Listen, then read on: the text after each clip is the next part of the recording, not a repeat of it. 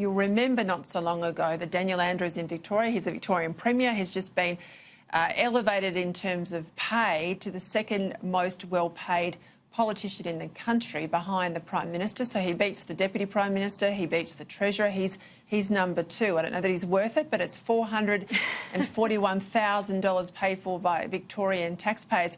A lot of other ministers and Victorian MPs also copped significant increases. In some cases, it was 11%. Well, the justifications are coming thick and fast. And many of them are arguing, well, of course, modern communications and social media makes me now instantly available to my constituents.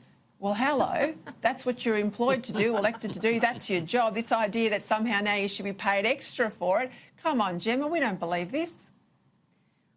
They take us for a bunch of mugs. I mean, Victorians are getting what they paid for, quite literally. They're getting what they voted for. What an absolute rort this is. You know, I did read that social media clause and it was a little bit snowflakey for my liking, but the bottom line is this. The rest of Australia, Peter, is in the middle of, you know, an economy which is experiencing depressed wages, you know, slow economic growth, and you've got...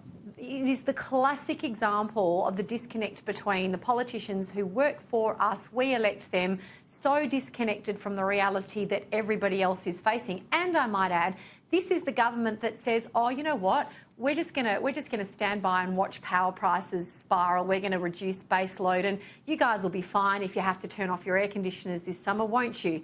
Watch us give ourselves an 11% pay rise because social media is a little bit stressful.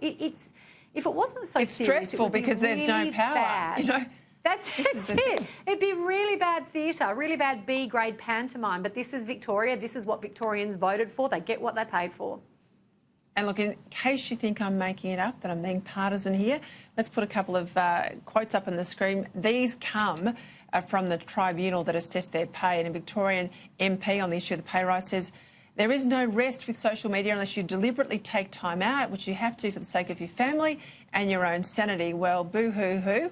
We've all been there, and I think there's plenty of businesses and small businesses around the country that don't get much respite.